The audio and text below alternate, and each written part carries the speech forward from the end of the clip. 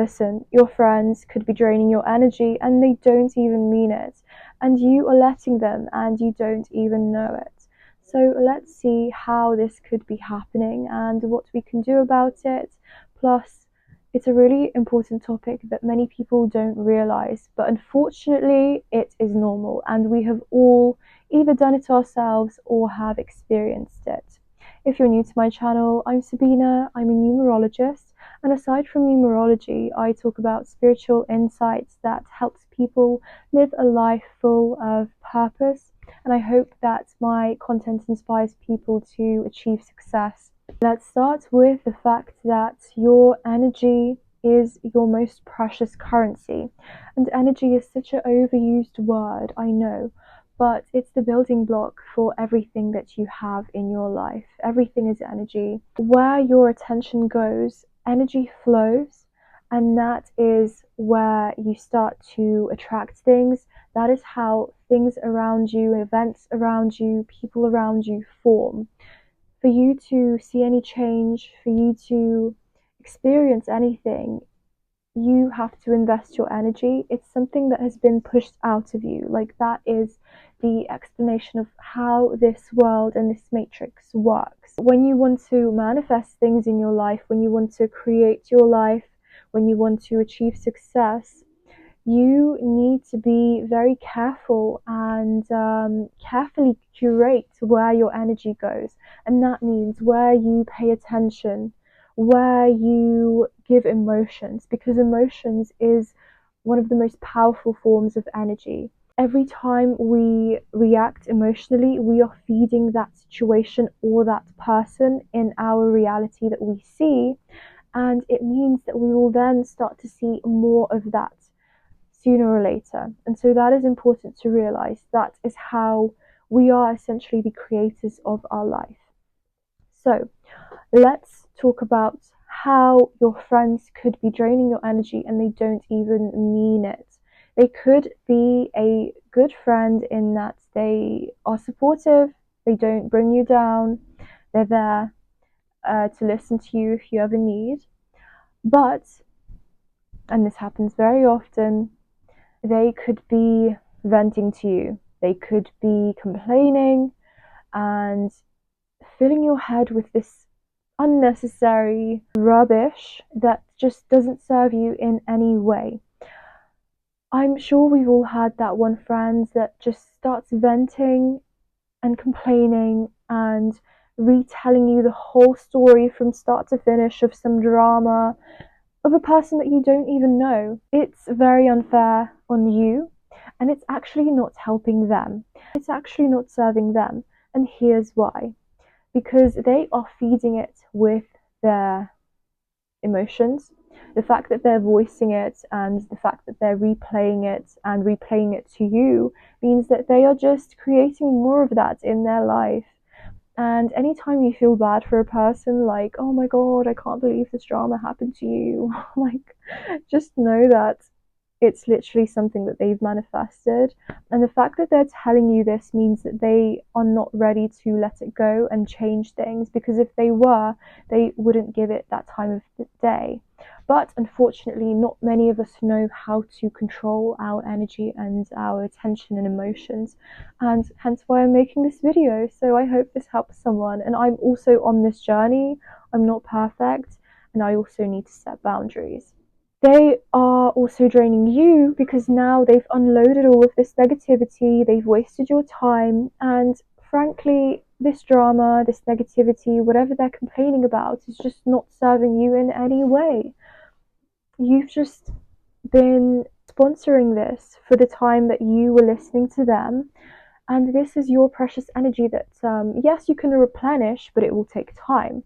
And our energy is kind of tied to time on this earth because that is our 3D world. There is time.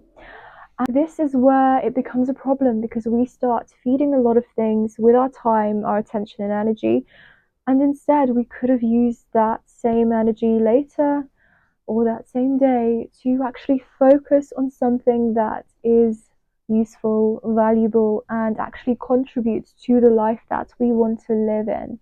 For example, from being a creative person and create. I do a lot of dance classes, I do a lot of content. I realize just how much I need to be fulfilled and in a good state of mind for my ideas to flow well, for me to create work and content and art. If I'm in a bad state of mind, I'm just not going to have as much focus and a good mood. And I truly believe that anytime we want to create something, anytime we want to achieve something, when we are fulfilled, when we are in positivity, when we have that drive, we're able to create so much better, we're able to achieve way more.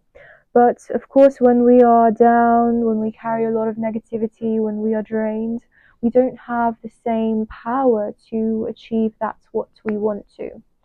That is why this is so important when it comes to creating a life of your dreams, achieving your goals.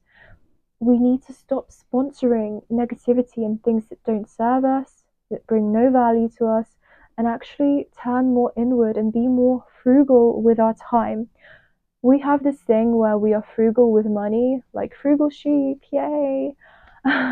But we're not frugal with our energy and our attention and our emotions.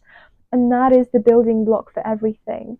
Like, did you know that your energy is basically your money? Because money is energy, and money comes to those that have a good flow of energy, that have that inner liveliness, that passion, that creativity. But every time we lose energy, every time we feed it to negativity, that is actually something that could have brought us money, brought us opportunities, brought us ideas that could give us money.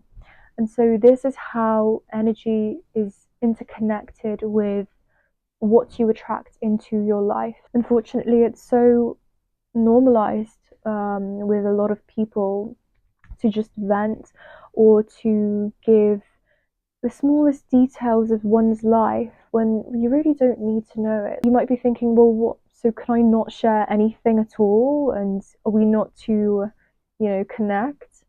No, what I'm saying is that, first of all, if you do end up complaining, try and just summarize it and don't feed so much negativity. And secondly, if you are sharing something that's nice, again, you can keep it brief. You don't need to go on a whole story tell and a biography about it. And just be really concise. We don't have as much time. We have so much information around us. Things are moving so fast. I think we can agree that being concise with these things is probably best. Next, if you, like I said before, want to share something nice, that's great again. But just know that every time you want to share and you're like bursting and you can't wait to share something with someone, it's probably because you want to drain that energy that has just come to you. So let's say something really amazing happened. Instead of letting it sink in, instead of you just kind of like grounding and anchoring it into your reality, you run to share it with someone. And what you're trying to do and what you do and end up doing is you're literally letting go and draining that energy. And this process of containment, even with positive emotions, is actually so, so powerful, because it's like you then channel it into different things that you can do. For example, let's say you just got promoted. You're so excited, you feel confident, you feel successful, and you feel very accomplished. Don't go running to your best friend or whoever. Instead, think about how you can channel it into your ideas in your new role, into creativity, into more achievement and setting new goals, because you'll notice that now you've got this inner drive and you can feed new things, new goals, new things you want to manifest into your life with this powerful influx of energy. We talk a lot about being the creator of your life and manifesting your life, But what's not spoken about enough, I think, is, well, how do you practically do that? Because it's actually a lot of inner work and inner control. And next, I think it's important to realize that we need to be more frugal and set boundaries. And this is how we are letting them drain our energy and we don't even know it. But now we do, because you've just listened to me explaining it. And this is very hard. It can seem very harsh for you to just tell your friend, I don't want to listen to this. Can you imagine? Can you stop it?